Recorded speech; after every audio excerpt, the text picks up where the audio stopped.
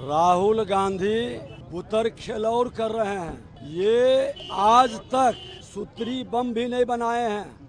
ये पटाखा फोड़ करके तमाशा करना चाहते हैं। लालू यादव के पुत्र और सोनिया गांधी के पुत्र, ये दोनों अप्पू और पप्पू पूरी तरह से नौटंकीबाजी में लग गया है। और ये हाइड्रोजन और न्यूक्लियर और एटम बम फोड़ने की बात कोई फूटा क्या किसी ने देखा देश में? अभी हाइड्रोजन बम की बात कर रहे हैं।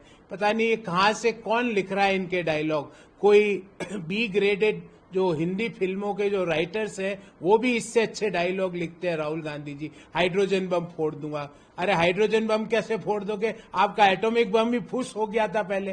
अगर वो हाइड्रोजन बम की बात कर रहे हैं तो हाइड्रोजन बम का तात्पर्य है विनाश। तो क्या वो नागासाकी हिरोशिमा बनाने की बात कर रहे हैं? राहुल गांधी जी हों और तेजस्वी यादव हों, अखिलेश यादव जी हों, पूरी तरह से कुर्सी के लिए सत्ता की भूख में तड़प रहे हैं। देखिए, ये चौथी या पांचवी बार उनकी ये भभकी धमकी है और इंतजार करेंगे। देखिए, कांग्रेस के जो अस्थायी अध्यक्ष और नेता विपक्ष हैं, बिहार में जो उन्होंने यात्रा निकाली वो पूरी तरह से फ्लॉप साबित हुई है। आजकल वो केवल मीडिया में बने रहने का एक बहाना खोजते रहते हैं और जो उन्होंने महाराष्ट्र के विषय में आजकल बोलना बंद कर दिए, क्योंकि महाराष्ट्र जिस एजेंसी की रिपोर्ट के आधार पर वो बयानबाजी करते थे, उस एजेंसी ने माफी मांगते हुए अपनी रिपोर्ट को विड्रा कर लिया। इससे ये पता चलता है कि श्री राहुल गांधी जी पूरी तरह से आंतरिक रूप से खोखले हैं। वो बाहरी मतलब दिखावा करते हैं। वास्तविकता की धरातल पर कांग्रेस के पास कुछ नहीं है। वो संवैधानिक संस्थाओं को बदनाम करते हैं, केंद्र सरकार को बदनाम करने की कोशिश करते हैं, चुनाव में लगातार पराजय का सामना कर रहे हैं, लेकिन इसके बाद भी वो अपनी आदत से बाज नहीं आ रहे हैं। लेकिन हम ये मानते हैं कि 2047 तक विकसित भारत बनने तक देश और प्रदेश में डबल इंजन की सरकारें बनी हुई हैं। वो तो रिपीट करेंगी ही। जहां हम नहीं है वहां भी कमल खिलेगा, वहां भी भाजपा आएगी। राहुल गांधी बुतरखेलौर कर रहे हैं। ये आज तक सूत्री बम भी नहीं बनाए हैं। ये पटाखा फोड़ करके तमाशा करना चाहते हैं। अरे जो लोकतंत्र के डाकू रहा है, जो भ्रष्टाचार के जन्नी के गोद में पला है, जो आतंकवाद, उग्रवाद, अपराध और भ्रष्टाचार को पोषित किया है, वो एक देशभक्त 140 करोड़ जनता को जो परिवार मान के सेवा कर रहा है, उसके बारे में कुछ भी बोलेगा जनता विश्वास नहीं करेगा। काठ की हांडी बार बार नहीं चढ़ती है। संविधान खतरे में कह के जो नौटंकी किया, अब वो नौटंकी नहीं चलेगा।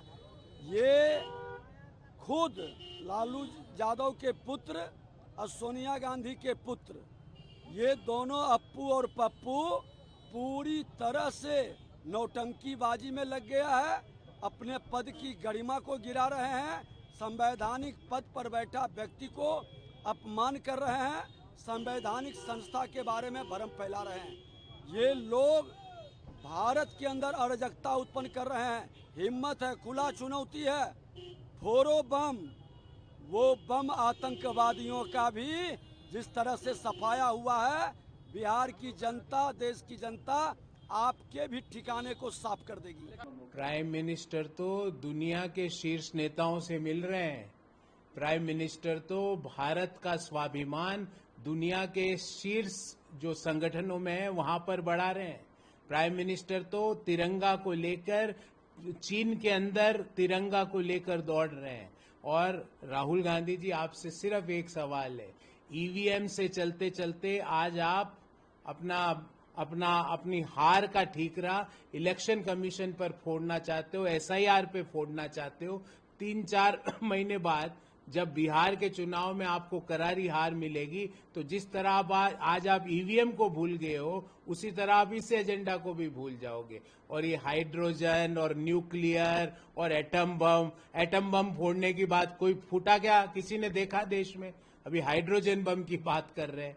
पता नहीं ये कहां से कौन लिख रहा है इनके डायलॉग। कोई बी ग्रेडेड जो हिंदी फिल्मों के जो राइटर्स हैं वो भी इससे अच्छे डायलॉग लिखते हैं। राहुल गांधी जी हाइड्रोजन बम फोड़ दूंगा, अरे हाइड्रोजन बम कैसे फोड़ दोगे? आपका एटॉमिक बम भी फुस हो गया था पहले, क्या हाइड्रोजन बम फोड़ दोगे आप? क्या बिहार ने आपको पूरी तरह से नकार दिया है? आपकी यात्रा पूरी तरह से असफल हुई है। अब आप हाइड्रोजन बम की बात कर रहे हो। आप कृपया करके देश के हितों की बात करो तो आपकी टैली बढ़ सकती है, पर देश विरोधी बयान देकर, संविधान विरोधी बयान देकर, इलेक्शन कमीशन के साथ गाली गलौज करके, उनको अपशब्द कह के, बाबा साहब अंबेडकर के लिखे गए संविधान की अवहेलना करके देश के लोग आपको मत, स्नेह और समर्थन नहीं देंगे। देखिए, आप कह रहे हैं कि हाइड्रोजन बम लाए हैं, राहुल गांधी जी हों और तेजस्वी यादव हों, अखिलेश यादव जी हों, पूरी तरह से कुर्सी के लिए सत्ता की भूख में तड़प रहे हैं। बिहार में प्रचंड बहुमत के साथ एनडीए की, भारतीय जनता पार्टी की सरकार बनने जा रही है। भारतीय जनता पार्टी गठबंधन वहां प्रचंड बहुमत के साथ पुनः आ रहा है। राहुल गांधी को सांसद बनने का भी अधिकार नहीं है। अगर राहुल गांधी एक सांसद के रूप में चुने गए हैं तो कम से कम किस भाषा का प्रयोग कर रहे हैं उसका उनको ज्ञान होना चाहिए, उसका अर्थ जानना चाहिए। अगर वो हाइड्रोजन बम की बात कर रहे हैं तो हाइड्रोजन बम का तात्पर्य है विनाश। तो क्या वो नागासाकी हिरोशिमा बनाने की बात कर रहे हैं? अगर उन्होंने अपनी एक यात्रा किया तो उस यात्रा का परिणाम हाइड्रोजन बम गिरा के करेंगे? तो मुझे लगता है कि अभी तो उनको पढ़ने की जरूरत है। उनको कम से कम भाषा का विन्यास और भाषा का ज्ञान होना चाहिए। और अगर दुर्भाग्य ही कांग्रेस पार्टी का कि आज कांग्रेस पार्टी का नेतृत्व करने वाला विनाश की बात कर रहा है, हाइड्रोजन बम की बात कर रहा है। किस पे करेगा? देश पे हाइड्रोजन बम गिरेगा कि उसकी पार्टी पे गिरेगा कि लोगों के ऊपर? क्या इस शब्द का प्रयोग करना चाहिए था? अगर उनमें नैतिकता है तो उनको इस्तीफा देना चाहिए, देश से माफी मांगनी चाहिए। देखिए, मैं बताता हूं आपको, राहुल गांधी जी इस बात को भूल रहे हैं कि उनके मंच से इस देश के यशस्वी प्रधानमंत्री के स्वर्गीय माता जी को गाली बकने का काम किया गया। मैं आज भी उनको बोल रहा हूं कि भगवान सुबुद्धि दे, वो इस बात को बोलें कि ये मंच पर गलत हुआ है। इस तरह से स्वर्गीय माता जी, किसी की भी मां हो, को गाली बकने का किसी भी राजनीतिक दल के कार्यकर्ता को अधिकार नहीं है। लेकिन उनका अहंकार पूरा देश देख रहा है कि एक पिछड़ा, अति पिछड़ा का बेटा अगर प्रधानमंत्री बनते हैं और प्रधानमंत्री बनने पर उनके स्वर्गीय माता जी को मंच से गंदी गाली बका जाए और राहुल गांधी जी को यह एहसास नहीं है कि ये कह सके कम से कम माइक पर कि ये गलत हुआ है किसी के भी, किसी दल के, और स्वर्गीय माता को जो है इस तरह का गंदा गाली देना उचित नहीं है।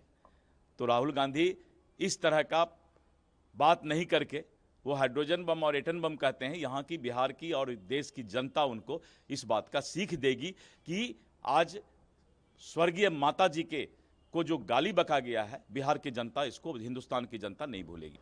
देखिए, ये चौथी या पांचवी बार उनकी ये भभकी धमकी है और इंतजार करेंगे वो घोषणा करके बताएं कि आज मैं हाइड्रोजन बम फोड़ने वाला हूं और उससे क्या नुकसान होगा और क्या सरकार पे फर्क पड़ेगा।